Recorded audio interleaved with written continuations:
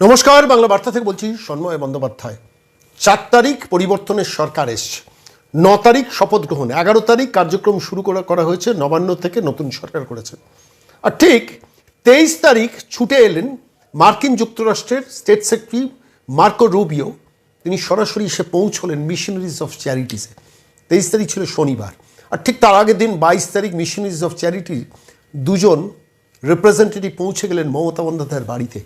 যিনি প্রাক্তন মুখ্যমন্ত্রী, তার সঙ্গে কিসের দরকারে পৌঁছেছিলেন মার্কো রুবিওর সঙ্গে, যারা পরের দিন মিটিংটা তৈরি করেছিলেন তাঁদের প্রতিনিধিরা। প্রশ্নটা দিয়ে আজকে শুরু করলাম এই প্রতিবেদন। একটু জটিল, কিন্তু বাংলার মানুষের জানা দরকার এই পেছনের ব্যাকগ্রাউন্ডের ইতিহাসটা। দেখুন, এই পশ্চিমবঙ্গের নির্বাচনটা শুধু ভারতবর্ষের মানচিত্রে বা বিজেপির কাছে বা পশ্চিমবঙ্গের মানুষের কাছে নয়, সারা পৃথিবীর মানচিত্রে কিন্তু পশ্চিমবঙ্গের পরিবর্তনের নির্বাচনটা অত্যন্ত গুরুত্বপূর্ণ ছিল। আপনারা জানেন যে এতে চীন ক্রমশ চেষ্টা করছে বাংলাদেশের ঘাঁটিগুলোকে দখল করতে। লালমনিরহাট চিকেন স্নেকের খুব কাছাকাছি, সেখানে এয়ারবেস তৈরি করা, মঙ্গল পোর্ট, সেখানে ভারতকে সরিয়ে দিয়ে চীন তার দখলদারি নেওয়া, এসব টুকরো টুকরো ঘটনা ক্রমাগত ঘটে যাচ্ছে। অশান্ত বাংলাদেশ চীনের কাছে অনেক প্রার্থিত। মার্কিন যুক্তরাষ্ট্র দেখছেন, কিন্তু এই মুহূর্তে কিছু করতে পারছেন না।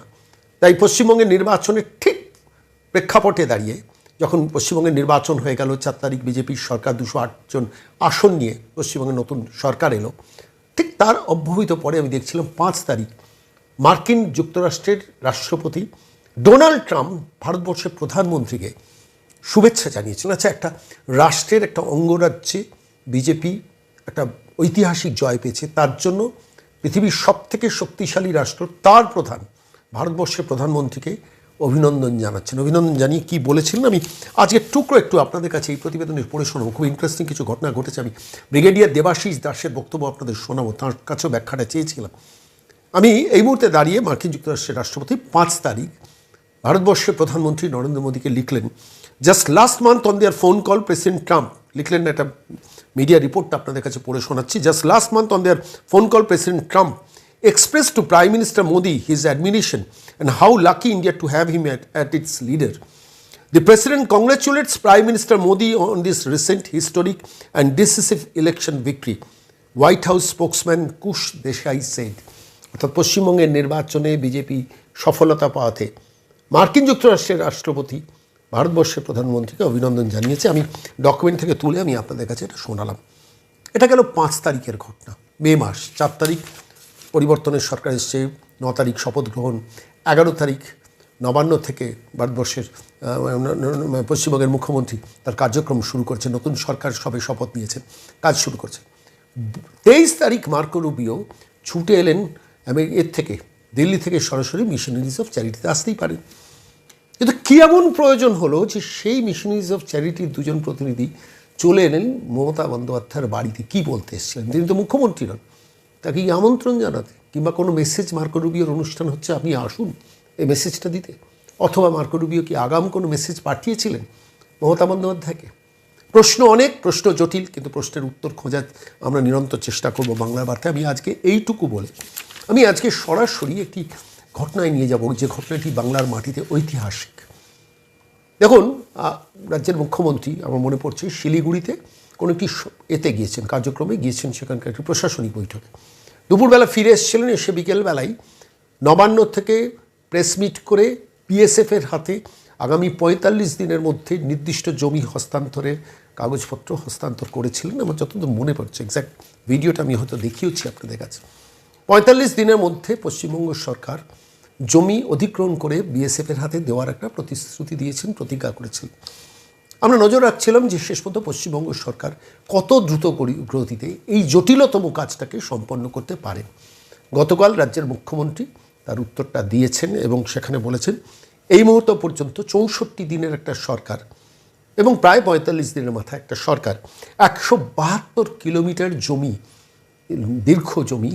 দীর্ঘ প্রশস্ত সীমান্ত বর্ডার সিকিউরিটি ফোর্সের হাতে দিয়ে দিয়েছেন এবং তার একটা ব্যাখ্যাও দিয়েছেন, ডিটেলটা বলেছেন। উত্তর 24 পরগনায় 42 কিলোমিটার, নদিয়াতে 14 কিলোমিটার, মুর্শিদাবাদে 45 কিলোমিটার, মালদহতে 20 কিলোমিটার, দক্ষিণ দিনাজপুরে 7 কিলোমিটার, উত্তর দিনাজপুরে 1 কিলোমিটার, দার্জিলিংয়ে 1 কিলোমিটার, জলপাইগুড়িতে 0.312, কোচবিহারে 39 কিলোমিটার জমি ইতিমধ্যে বর্ডার সিকিউরিটি ফোর্সের হাতে অতিক্রম করে, মানে কিলোমিটারের প্রশস্ত হিসেব অনুযায়ী 172 কিলোমিটার বর্ডার সিকিউরিটি ফোর্সের হাতে একটা রাজ্য সরকার তুলে দিয়েছে।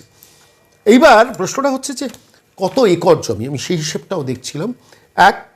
1024 একর, 1024 একর হিসেব মতো প্র্যাকটিক্যালি হস্তান্তর জমির একরের পরিমাণ হচ্ছে 1024 একর জমি বর্ডার সিকিউরিটি ফোর্সকে একটা রাজ্য সরকার 64 দিনের বয়সের মধ্যেই হস্তান্তর করেছে।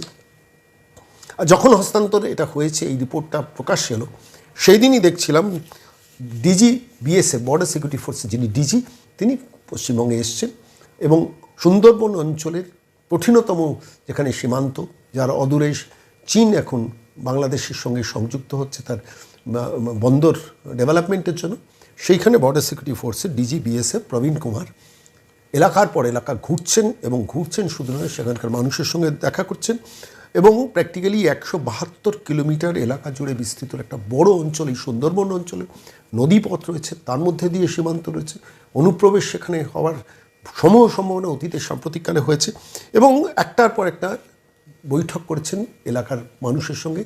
সেই দৃশ্য আপনারা দেখছেন। বর্ডার সিকিউরিটি ফোর্স গতকাল যখন 172 কিলোমিটারে এই তথ্য বাইরে এলো, তখন দেখা যাচ্ছে বাসিন্দা ও সরকারি আধিকারিকদের সঙ্গে জনসংযোগমূলক বৈঠকে অংশ নিচ্ছেন ডিরেক্টর জেনারেল অফ বিএসএফ প্রবীণ কুমার। আমি সেই রিপোর্টটা আমি আপনাদের কাছে আজকে পেশ করছি। এটা খুব অত্যন্ত গুরুত্বপূর্ণ এই ভিজিট এবং অত্যন্ত গুরুত্বপূর্ণ সময়। দেখুন, একটা সরকারি ইচ্ছে থাকলে কি না হয়। গত 15 বছর ধরে মমতা বন্দ্যোপাধ্যায় বর্ডার সিকিউরিটি ফোর্সকে বারবার প্রতারিত করেছেন, বঞ্চিত করেছেন, তাদের অ্যাটাক করেছেন, গণমাধ্যমে অ্যাটাক করেছেন, সমাজের কাছে, সাধারণ মানুষের কাছে বর্ডার সিকিউরিটি ফোর্সকে একটা ক্রিমিনাল ফোর্স হিসেবে চিহ্নিত করে গেছেন একজন রাজ্যের প্রশাসনিক চেয়ারে বসা মুখ্যমন্ত্রী। আর সেইখানে দাঁড়িয়ে একটা 64-65 দিনের বয়সের সরকার 172 কিলোমিটার, আমি হিসেব করে দেখছিলাম, কলকাতা থেকে বহরমপুরের ডিস্টেন্স হিসেবে দেখছিলাম 208 কিলোমিটার। এখান থেকে কলকাতা থেকে বহরমপুর যেতে যত লম্বা পথ, তার থেকে সামান্য 25 কিলোমিটার পথ কম। সেই বিস্তীর্ণ অঞ্চল বর্ডার সিকিউরিটি ফোর্সকে একটা রাজ্য সরকার হস্তান্তর করলো, এবং সেটা প্রকাশ্যে ঘোষিত হলো যে 1024 একর এবং 172 কিলোমিটার এরিয়া বর্ডার সিকিউরিটি ফোর্সকে ফেন্সিং দেওয়ার জন্য হস্তান্তর করে দেওয়া হয়েছে। বারবার একটা কথা আলোচনায় আসে না, if there is an intention, if there is a good will, if there is a will, একটা ইচ্ছে যদি কাজ করে তার যা রেজাল্ট, সেটাই তো পশ্চিমবঙ্গ দেখলো গতকাল। আমি আজকের এই প্রতিবেদনে এই বিষয়টা যখন আপনাদের দরবারে নিয়ে আসবো ঠিক করলাম, আমি দেখছিলাম এটা যে প্রাক্তন মুখ্যমন্ত্রী মমতা বন্দ্যোপাধ্যায়, সেই মমতা বন্দ্যোপাধ্যায় এই বর্ডার সিকিউরিটি ফোর্সকে দিয়ে দিনের পর দিন কী নোংরামি করে গেছেন। সীমান্ত অঞ্চলে গরিব গরিব মানুষকে বুঝিয়েছেন যে সীমান্ত যারা পাহারা দিচ্ছেন তারা খারাপ লোক, নারীদের ধর্ষণ করেন, মানুষকে বিভিন্নভাবে প্রতারিত করেন। বারবার করে বলেছেন, একবার দুবার নয় 10 বার করে। কী পেয়েছেন এই প্রশ্নটা আমাকে তখন ভাবাতো। সীমান্ত নিয়ে একটা সরকার এভাবে ছেলেখেলা করে 15 বছরে এতদিন তো সমস্ত সীমান্ত সুরক্ষিত হয়ে যেতে পারত, তার টাকা আগাম বর্ডার সিকিউরিটি ফোর্সের পক্ষ থেকে রাজ্য সরকারকে দিয়ে দেওয়া হতো। আমার বেশ মনে আছে 2016 সাল থেকে, 2014 নরেন্দ্র মোদী সরকার সে 2016 সাল থেকে লাগাতার ধারাবাহিকভাবে তৎকালীন সরকারের কাছে বিভিন্ন সময় সচিবরা, এমনকি অমিত শাহ ভারতবর্ষের স্বরাষ্ট্রমন্ত্রী এসে নবান্নে বৈঠক করে গেছে। বর্ডার সিকিউরিটি ফোর্সকে জমি দেওয়ার জন্য সচিব পর্যায়ে লাগাতার চিঠি বলা হয়েছে, এই অধিগ্রহণ হচ্ছে, এই দেখছি, এই দেখব। বর্ডারকে অসুরক্ষিত রাখা হয়েছে, তার ফল ভুগছে এই মুহূর্তে পশ্চিমবঙ্গ মানুষ। সেইখানে দাঁড়িয়ে করে তো দেখালো একটা সরকার 65 দিনের মধ্যে। আমি বলছি, কথাটা বলতে গেলে খালি বারবার রাজ্যের তৎকালীন মুখ্যমন্ত্রী মমতা বন্দ্যোপাধ্যায়ের ওই কথাগুলো কানে বাজছে, কীভাবে বর্ডার সিকিউরিটি ফোর্সকে হেয় করেছেন জনসমক্ষে। আমি আজকে শোনাবো।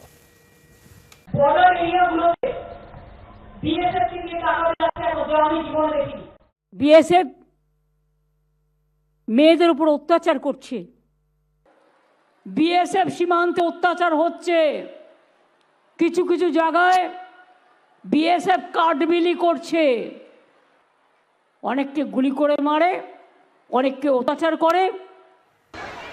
অথচ এই মুহূর্তে অত্যন্ত জরুরি ছিল যে বর্ডার সিকিউরিটি ফোর্সের সঙ্গে কেন্দ্রীয় সরকারের সঙ্গে একটা রাজ্য সরকারের একটা সমঝোতা, যে সীমান্ত নিয়ে ছেলে খেলা করা যায় না, সীমান্ত অসুরক্ষিত রাখা যায় না। সীমান্তের ওপারে যারা ভারতকে ডিস্টেবিলাইজ করতে চাইছেন, পশ্চিমবঙ্গকে ডিস্টেবিলাইজ করার চেষ্টা করছেন আনসারুল্লাহ বাংলা, জামাত, আইএস জঙ্গিরা, তাদের সঙ্গে কোনো আপোষ চলে না। সংকীর্ণ স্থানীয় দলীয় রাজনীতি করতে গিয়ে সেটাই গত 15 বছর ধরে পশ্চিমবঙ্গের মাটিতে দেখেছেন এবং রাজ্যের প্রশাসক মমতা বন্দ্যোপাধ্যায় কী করেছেন সেটা দেখেছেন। আমি এই সামগ্রিক ব্যাপারগুলো নিয়ে বর্ডার সিকিউরিটি ফোর্সের ডিজি প্রবীণ কুমার যখন সুন্দরবন অঞ্চল ঘুরছেন, যখন এ রাজ্যের মুখ্যমন্ত্রী প্রকাশ্যে ঘোষণা করছে আমরা 172 কিলোমিটার জমি, লম্বা প্রশস্ত জমি, 1024 একর জমি হস্তান্তর করেছি, আর ঠিক সেই সময় দাঁড়িয়ে আন্তর্জাতিক মানচিত্রে এই পশ্চিমবঙ্গের সীমান্ত কতটা গুরুত্বপূর্ণ, মার্কিন যুক্তরাষ্ট্রের বা ডিপ স্টেট যারা পশ্চিমবঙ্গকে ডিস্টেবিলাইজ করার চেষ্টা করছে, ভারতবর্ষকে ডিস্টেবিলাইজ করার চেষ্টা করছে, যাদের এজেন্টরা বিভিন্ন জায়গায় ধরা পড়ছে, সম্প্রতিকালে নেপালের বর্ডারেও তারা ধরা পড়েছেন, উইদাউট পাসপোর্ট উইদাউট ডকুমেন্টস তারা ঘোরাঘুরি করছেন, নেপালে চলে যাওয়ার চেষ্টা করছেন। আমি সামগ্রিক এই সমস্ত বিষয়গুলো নিয়ে ব্রিগেডিয়ার দেবাশিস দাসের সঙ্গে সরাসরি কথা বলেছিলাম। কীভাবে দেখছেন তিনি? আজকে বাংলা বার্তার এই প্রতিবেদনে তার মূল্যবান বক্তব্য শোনাব। নমস্কার স্যার, আমি সন্ময় বলছি। সন্ময়দা নমস্কার। নমস্কার, বলছি আজকে এমন একটা দিনে ফোন করলাম, আমার কাছে বড় আনন্দের দিন, নিশ্চিতভাবে আপনার কাছেও, যে কোনো ভারতীয়র কাছেও খুব আনন্দের দিন, যেখানে দেখলাম যে রাজ্য সরকারের তরফ থেকে প্রথম সরকারের 64 দিনের মাথায় 172 একর জমি বর্ডার সিকিউরিটি ফোর্সকে হস্তান্তর করা হয়েছে।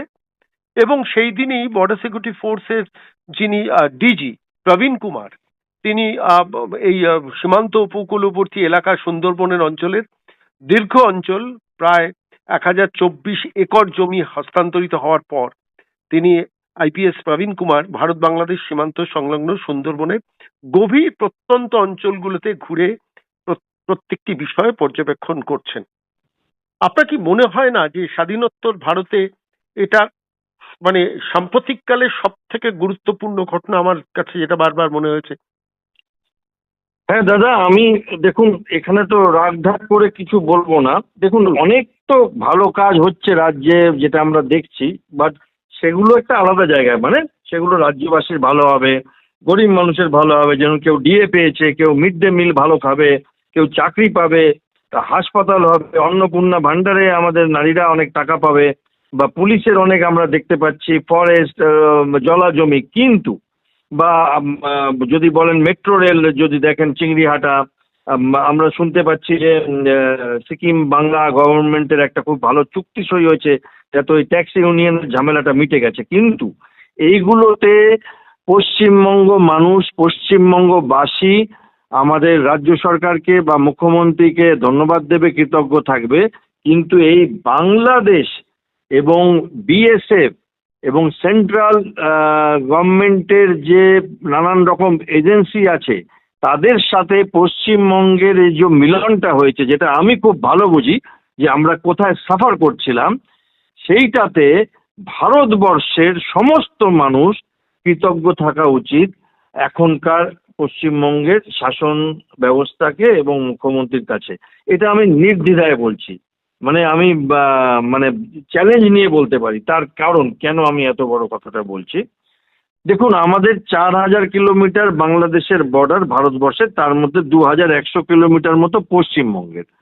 এইখানে যেহেতু বাংলাদেশের একটা বড় অংশের মানুষ এখানে আসলে তাদের আসরে বছরে করে সুন্দর করে কাগজপত্র বানিয়ে দেওয়া হতো, তাদের নানান রকম চাকরির ব্যবস্থা, আধার কার্ড, রেশন, যে তোমরা বা এখানে আসো, থাকো, খাও, খালি দরকার মতো একটু ভোটটা দিয়ে যেও বাপু। এবং সেটা আমরা মিডিয়াতে দেখেছি, তাদের জামাই আদর করা হতো। সেইখানে একটা বড় আঘাত এই ল্যান্ড দিয়ে দেওয়া বিএসএফকে। এবং উনি শাসন ব্যবস্থা হাতে নেওয়ার পরে প্রথম নবান্নের যে কনফারেন্সটা করেছিলেন, আমি দেখে একটা বিরাট শান্তির একটা নিঃশ্বাস ফেলেছিলাম। যে যাক, আমরা ভাবছিলাম, মানে আমরা আশঙ্কা করছিলাম হয়তো পুরো সময়টা আমার জীবনে আমি দেখতে পাবো না যে পশ্চিমবঙ্গ ভারতের একটা রাজ্য আছে। আমি নির্দ্বিধায় বলছি, আমার আশঙ্কা বলছি, আমার ব্যক্তিগত আশঙ্কা, বেসড অন এত বছরের আমার অ্যানালিসিস আর কি। কারণ আমি দেখতে পাচ্ছিলাম যে একটা দেশ থেকে লক্ষ লক্ষ লোক আসছে, তারা সমস্ত ইকোনমিক ব্যবস্থার মধ্যে ঢুকে যাচ্ছে, তারা ডকুমেন্ট করছে, তারা ভোট ব্যবস্থার মধ্যে ঢুকে যাচ্ছে, এবং কোথাও একখানা প্রশ্রয় এবং তাদের মদত দেওয়ার ব্যাপার আছে। না হলে আনসারুল বান্নার জসিমউদ্দিন রহমানি কেন বলেন যে পশ্চিমবঙ্গের মুখ্যমন্ত্রীকে আমি রিকোয়েস্ট করছি আপনি অন্য বৃহত্তর একটা কিছু বানান। কেন পশ্চিমবঙ্গের লেটার হেডে, সরকারি লেটার হেডে বিশ্ব বাংলাতে চলে আসবে এত বড় করে অশোক স্তম্ভটা ছোট থেকে ছোট হয়ে যাচ্ছিল। কেন ভারতবর্ষের যে ভাষাটা পশ্চিমবঙ্গের কেউ বলে না, বাংলাদেশেও কেউ বলে না, উর্দু ভাষা, সেটা হচ্ছিল। কেন জয় বাংলা স্লোগানটা এত পপুলার হচ্ছিল, জয় পশ্চিম বাংলা না, মানে জয় যদি উত্তরপ্রদেশ যদি বলে জয় প্রদেশ কেমন লাগবে, তো সেই রকম আর কি, তো জয় বাংলা। তো এই ব্যাপারগুলো, এবং আমেরিকার কিছু এজেন্সিজ আছে যেগুলো নিয়ে আমি খোঁজ খবর রাখি, যেমন আপনি হয়তো জানেন কালকে নেপালে একজন আমেরিকার খুব বড় একজন অফিসার ধরা পড়েছে, সে কিচ্ছু বলছে না, সে নাকি নেভি স্পেশাল ফোর্সের ছিল। কিছুদিন আগে আমেরিকার একজন মিজোরামে ধরা পড়েছে কলকাতা এয়ারপোর্ট থেকে, সে মিজোরাম থেকে মায়ানমার যাচ্ছিল, এই ভদ্রলোক নেপালে যাচ্ছিলেন আমাদের বর্ডার থেকে। এইবার এই যে ইন্টারেস্টটা একটা কিছু ঘেঁটে দেওয়ার এই জায়গাটাতে, যেহেতু একটা সরকার আছে যাকে এরকম করা যায় মনে হয়, আমি তো লিখিত পড়িনি, তো আমরা মিডিয়াতে দেখেছি, যেমন মার্কো রুবিও যখন এসেছিল তখন উনি যে অর্গানাইজেশনে দেখা করতে এসেছিলেন সেই অর্গানাইজেশনের দুজন নানকে দেখেছি, তার আগের দিন সন্ধ্যাবেলায় একটি টিভি চ্যানেলে দেখেছি যে আমাদের ভূতপূর্ব মুখ্যমন্ত্রীর বাড়িতে গেছে, এবং তাদের যখন জিজ্ঞেস করছে মিডিয়া আপনারা ওখানে কেন গেছিলেন, তারা মুখ বন্ধ করছে, তারাই এবার মার্কো রুবিওকে ঘুরিয়ে ঘুরিয়ে দেখাচ্ছে। তখন আমাদের আমরা যেটা অ্যানালিসিস করি, আমাদের একটা ভয় হচ্ছিল যে আমাদের বোধহয় একটা বড় সমস্যা হবে এখানে, যেমন করে অনেক দেশের মধ্যে হয়েছে, যেটা আমরা রেজিম চেঞ্জ বলি সেটা, এবং তার জন্য হয়তো একটা বৃহত্তর আমরা কিছু দেখতে পাবো, আমার ব্যক্তিগত আশঙ্কা ছিল, আমার না, আপনি যদি ইন্টারনেটে কাজ পাতেন তাহলে দেখতে পাবেন যে ডিপ স্টেট নিয়ে অনেক রকম কথাবার্তাই হয়।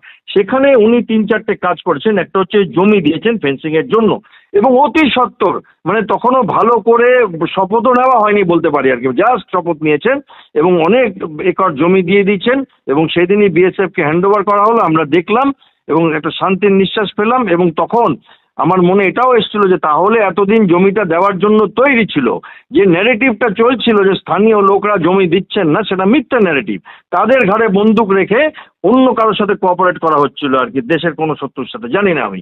এছাড়া উনি national highway authority of India আর ন্যাশনাল NHIDCL বলে একটি অর্গানাইজেশন আছে, national highway infrastructure development corporation limited, এই দুটো অর্গানাইজেশনকে 7টি হাইওয়ের জন্য অনেকটা জমি দিয়ে দিয়েছেন, এবং সেইটাতে কি হলো, এখানে দুটো ডেভেলপমেন্ট হবে, এবং এইটা আটকে ছিল 1.5 বছর 2 বছর ধরে, আমাদের পশ্চিমবঙ্গের PWD, পশ্চিমবঙ্গের যে অর্গানাইজেশনগুলো আছে তারা এটা আটকে রাখছিল, এবং তাদের তো ক্ষমতা নেই আটকাবার, তাহলে তাদেরকে কেউ আটকাচ্ছিল।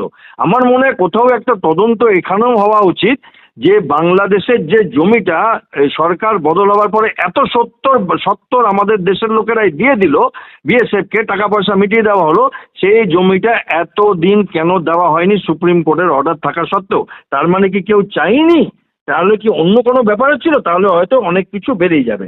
তো এইখানে একটা বিরাট আমার একটা স্বস্তির ব্যাপার, এবং সত্যি বলছি ভারতবর্ষের পুরো এই দিকে যে জিওগ্রাফিটা, সেটা যদি আপনি দেখেন, ত্রিপুরা থেকে শুরু করুন, বাংলাদেশ বর্ডার, ওইদিকে একটু মায়ানমারের সাথে বাংলাদেশের বর্ডার আছে, তারপর আপনি উপরে আসুন মিজোরাম, মেঘালয়, আসাম, মেঘালয়, পশ্চিমবঙ্গ, আপনি বাঁদিকে চলে যান নেপালের সাথে পশ্চিমবঙ্গ, বিহার, তারপরে চলে যান উত্তরপ্রদেশ নেপালের সাথে এবং উত্তরাখণ্ড, এই পুরো জায়গাটাতে একমাত্র পশ্চিমবঙ্গের মানে সরকারের কোঅপারেশনটা আমার ব্যক্তিগত মতামত অতটা হয়তো পাচ্ছিল না, তাই জন্য জমি দিতে পারছিল না, তাই জন্য ন্যাশনাল হাইওয়ে প্রজেক্টগুলো আটকে যাচ্ছিল এবং বর্ডার এরিয়া সাফার করছিল। এইখানে একটা মাস্টার স্ট্রোকে এই পুরো লাইনটা উত্তরাখণ্ড, উত্তরপ্রদেশ, বিহার, পশ্চিমবঙ্গ, মেঘালয়, আসাম, ত্রিপুরা, এই পুরো লাইনটা আমাদের সিকিউর হয়ে গেল, ভারতবর্ষের এই দিকটা সিকিউর হয়ে গেল। এবং এইখানে যে একটা শত্রু দেশ, তাদের যে পাকিস্তানের বাংলাদেশ মিলিত শক্তি বলুন, এবং আপনি যদি বলেন যে আমেরিকারও একটা প্রবণতা রেজিম চেঞ্জের সেইটা বলেন, তাহলে সেইখানে একটা স্বস্তির নিঃশ্বাস ফেললাম এইটাতে, যে এতগুলো জিনিস একসাথে হলো। এইবার আরেকটা ব্যাপার আছে, আপনি যদি দেখেন পশ্চিমবঙ্গ সরকার বদল হওয়ার পরে ডোনাল্ড ট্রাম্প আমাদের প্রধানমন্ত্রীকে ফোন করেছিলেন, উনি তো অন্যান্য সরকার বদল হওয়ার পরে করেন না, মানে কেরালায় বদল হলে বা অন্ধ্রপ্রদেশে বদল হলে করেন না, তো তার একটা কিছু ছিল এই দিকটাতে যেটা ওনারা বলছিলেন না আর কি। তো এইখানে আমার মানে যেটা মনে হয় আরেকটা ব্যাপার, যে সেন্ট্রাল এজেন্সিসগুলো আছে, আমি তো নিজেও একটি বড় সেন্ট্রাল এজেন্সিতে কাজ করেছি এত বছর, আমি দুটো সেন্ট্রাল এজেন্সিতে কাজ করেছি, ইন্ডিয়ান আর্মিতে 30 বছর এবং 2 বছর আমি সেন্ট্রাল আর্ম পুলিশ ফোর্সে DIG ছিলাম। এইবার সেখানে আমি তো দেখেছি যে কত স্টেট গভর্নমেন্টরা কোঅপারেশন করে, আর এখানে কখনো বিএসএফ কে শুনতে হয় তারা নাকি রেপিস্ট, এখানে কখনো শুনতে হয় তারা নাকি গুন্ডা। এগুলো আমি নিজে কানে শুনেছি। আর্মিকে তিনবারই আমি তখন টিভি মিডিয়াতে কথা বলেছিলাম এর বিরুদ্ধে। একবার যখন নবান্নর সামনে বলা হয়েছিল নাকি আর্মি টেক ওভার করে নিচ্ছে ভারতবর্ষকে এবং পশ্চিমবঙ্গ রাজ্যটাকে, তারা একটা গাড়ি নিয়ে ক্যালকুলেশন করছিল যুদ্ধের জন্য, যেটা প্রত্যেক বছর হয়। দ্বিতীয়বার বলা হয়েছিল ওই মঞ্চ বাধা নিয়ে ব্রিগেড প্যারেড গ্রাউন্ডে।